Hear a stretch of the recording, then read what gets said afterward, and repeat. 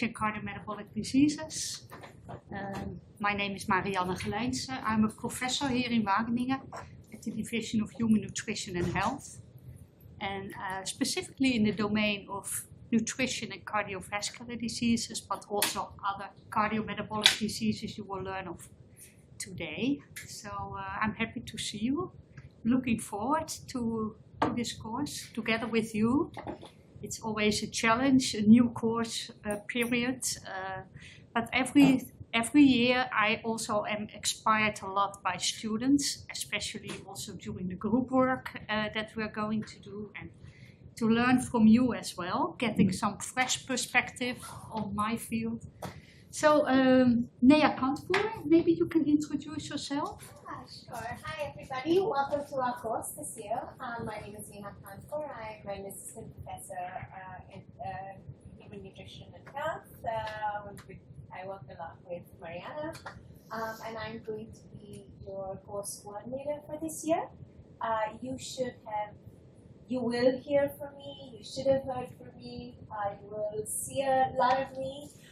We have a lovely teaching assistant, Femke Fleur. She's not here today, but you'll meet her as well shortly. And yes, we're, like Mariana said, we're enthusiastic and happy to have you participate in the course this year and to learn together with you. So welcome, and we can get started. Yes, let's get started then, because first I want to tell you a little bit about what are cardiometabolic diseases. Some facts, some figures, just to get familiar with the topic, which I think is most important topics to work on actually. Some outline of the course, so the schedule, what's expected from you, how will we arrange all kind of things, some phases of teachers that you will meet, and then we will have a short break, and after the break I go deeper into specific types of cardiovascular diseases, but also other cardiometabolic diseases. So a bit more content, that you know at least what we are talking about, what kind of disease entities there are. So starting with the term cardiometabolic diseases, first we have what we call cardiovascular diseases. And cardiovascular disease actually are two groups of diseases, the coronary heart disease and the stroke. So the disease of the heart and the diseases in the brain, the vessel-related diseases.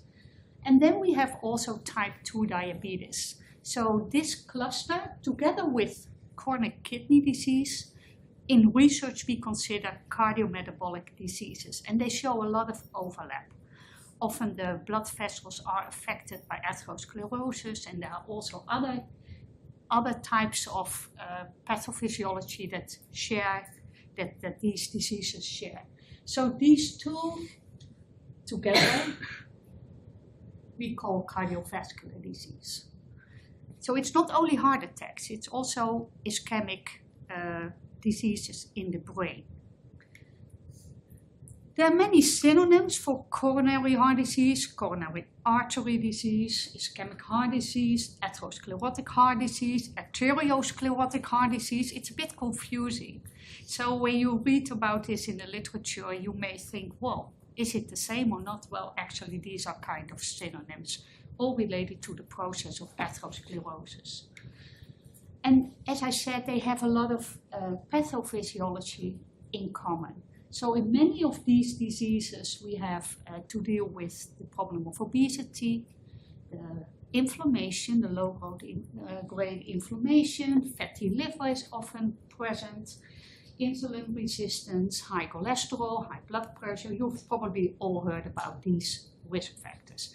And they are often shared by these different diseases. So in research, we often study these diseases together because they are related to the same underlying mechanisms. But there are also differences. That's why they don't fully overlap. So there's a lot in common, but there are also specific differences. Okay. Let's start about diabetes. You have heard a lot about diabetes during your studies, I think, because it's one of the main diseases now occurring in Western populations. It is on the rise. We have a lot of diabetic cases around the world, 500 million, and it will rise even further. So this is a major concern to society. It comes with a lot of cost, also burden to the patient, him or herself. So this is a main disease to study. And the same is true for cardiovascular disease. So it's worldwide still #1 disease people die from. And that's a big challenge also to the healthcare systems. And why I find it so important to study this disease is that most of it is preventable. So you work on something that can be prevented by healthy lifestyle and diet.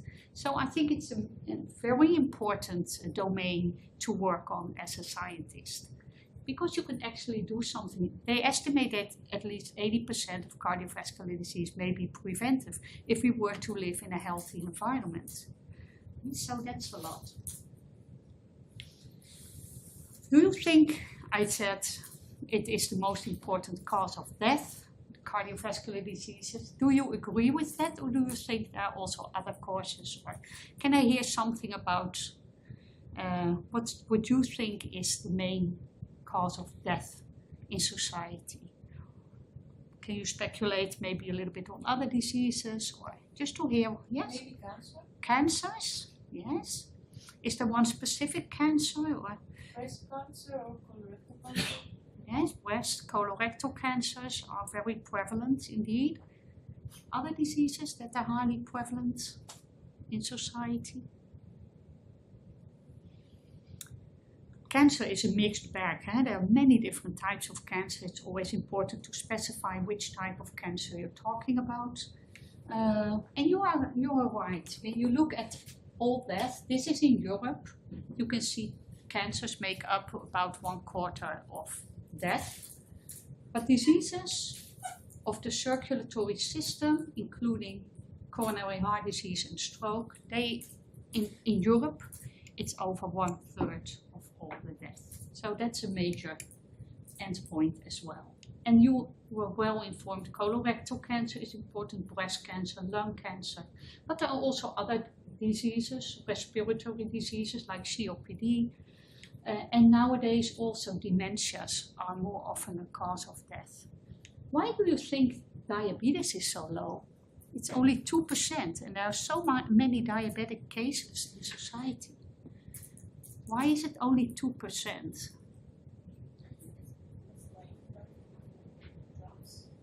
Because you have good drugs to treat diabetes?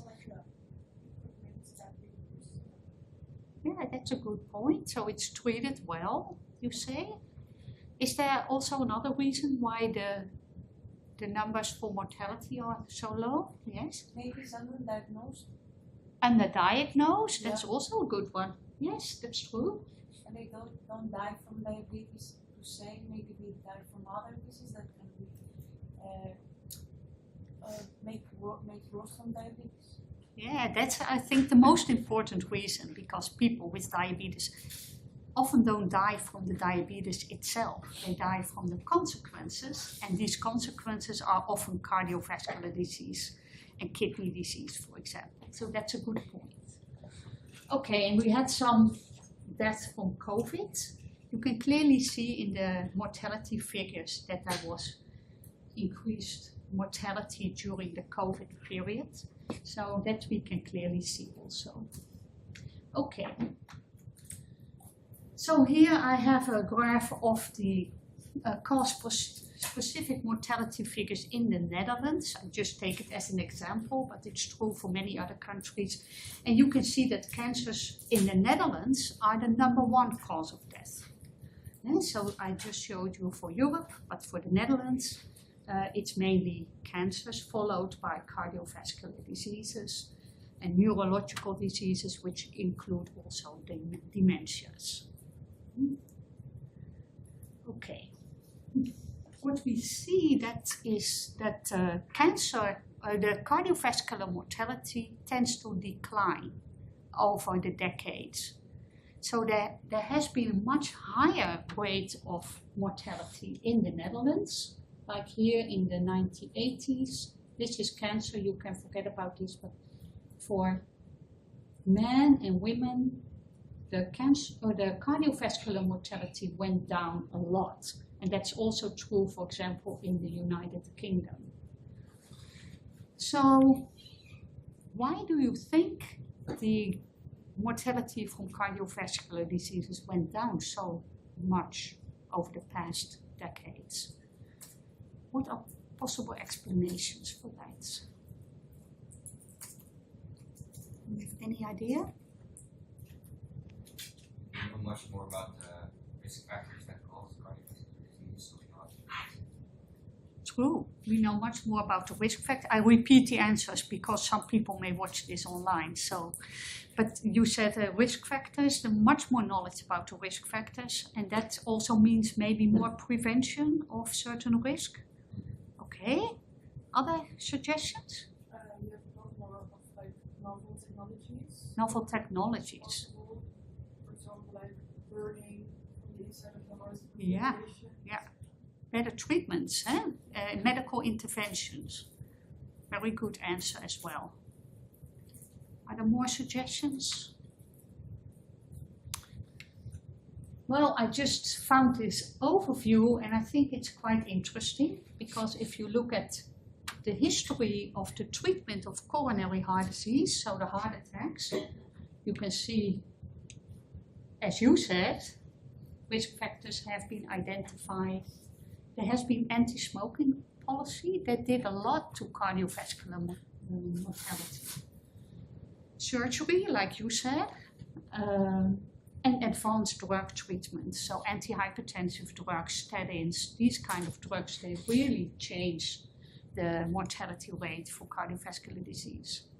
So there's a lot more you can see in this scheme. You don't have to know that all by heart, but just to see it has developed, the research has developed, but also the treatment, the diagnostics. People are now diagnosed at a much earlier stage than a few decades ago, and then the treatment is also more effective. So, do you think that diet and exercise also had an impact on these figures? Did the diet change? What's your opinion?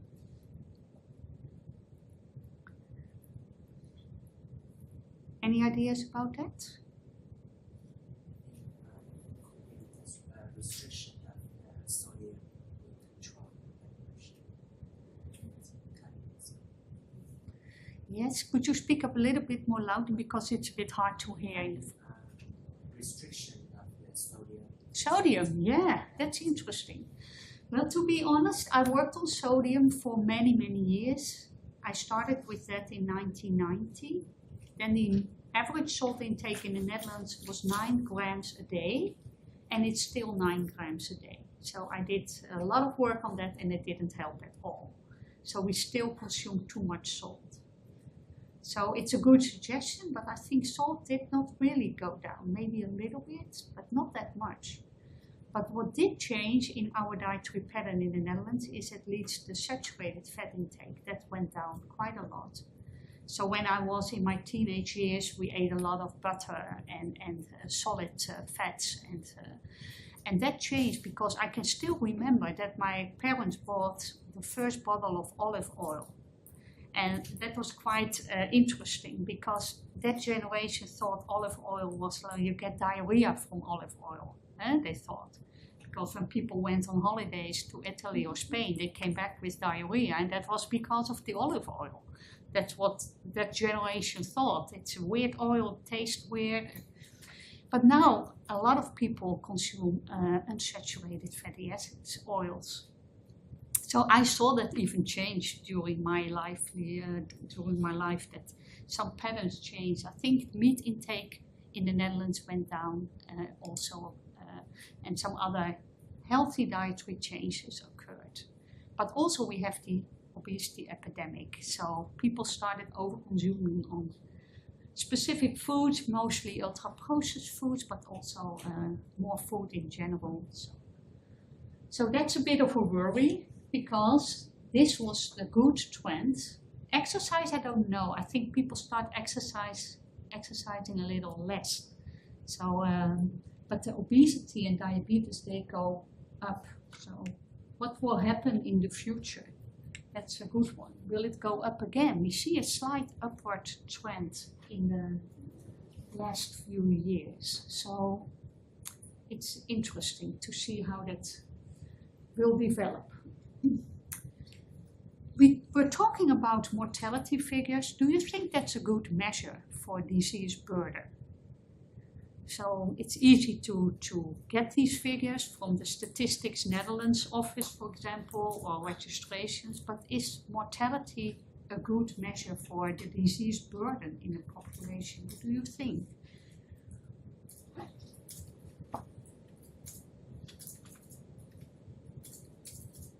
Well, I showed you the diabetes mortality, it was quite low. If you only had that figure, you would conclude, well, diabetes is not a major public health problem. But we do know it is a big problem. What would be another way of expressing the disease burden in a population? The QALY and the DALYs, that's a good one. Yeah, we will have a look at that, because when you maybe recall from your epidemiology classes, there is a number of different measures to assess disease burden. We have the prevalence of disease, so just the number that you count in society at this moment, the number of people with diabetes or the percentage of people with diabetes. But there's also the incidence rate. And these are new cases, and I represent it here as a bathtub, so that new drops of water enter the bathtub. And then some get out of there, but that's through mortality. It's not because of cure, because once you are a case, you're always a case for these kind of diseases. Once you are diagnosed with diabetes, you are always diabetic. When you have a diagnosis of heart attack, you will always be a cardiovascular patient. That is how it works now in our figures. There's recovery for some other diseases like infectious diseases, but not for the kind of diseases that we are talking about today. Okay, so as I said, the burden of disease is not fully captured by the mortality figures. You can think of the DALYs like you mentioned, or QALYs, but you can also have all kind of other numbers to express the burden of disease. And I think you all have the book by Webb and Bain, so the epidemiology classes are really important also for this course to recall what kind of figures do I read in the literature. Is it an incident case, a prevalent case? Is it a DALY? And a DALY actually is the disability adjusted life years, and that's a measure of overall disease burden, but then the number of years lost due to ill health. So you just count only the periods that persons have a healthy life experience. So these you can distinguish from the periods that people had disease or disability, and then you can see when you add up all the orange parts, these are the DALYs. So then you have healthy life years lost. That's important that you know, that you can distinguish. And when people have, for example, coronary heart disease, you don't lose all your quality of life. You lose a certain part of your quality of life. So you take that part, maybe you have only 50% of your health left. And then it counts half. And for some other diseases, you only subtract 20% of healthy life. It depends on the severity of disease. So it's